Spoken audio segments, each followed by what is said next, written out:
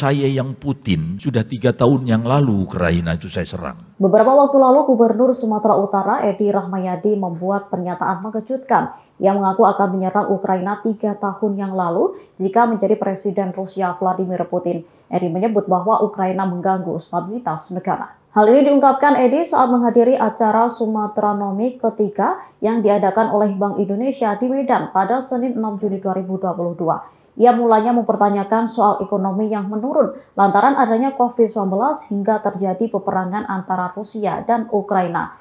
Edi mengatakan bahwa peperangan tersebut berpengaruh sangat kecil bagi Indonesia. Bahkan meski Rusia menghentikan pasokan migas, Sumut dinilai masih bisa memenuhi sendiri kebutuhannya. Ia kemudian menceritakan mengenai tanggapannya ketika ditanyai soal konflik Rusia-Ukraina tersebut. Edi mengatakan jika ia menjadi Putin, ia akan menyerang Ukraina 3 tahun yang lalu dibanding saat ini. Edi beralasan karena Ukraina sebagai negara kecil yang mengganggu stabilitas Rusia.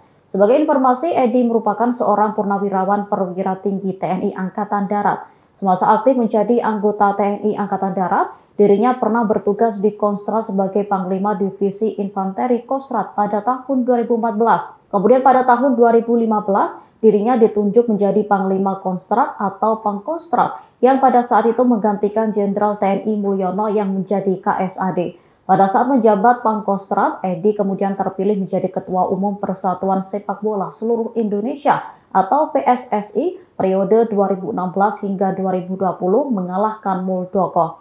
Namun di tengah masa jabatannya sebagai Ketua Umum PSSI, Edi juga terpilih menjadi Gubernur Sumatera Utara. Akhirnya ia memilih untuk mengundurkan diri dari jabatannya pada Januari 2019, kemudian fokus menjadi Gubernur Sumut.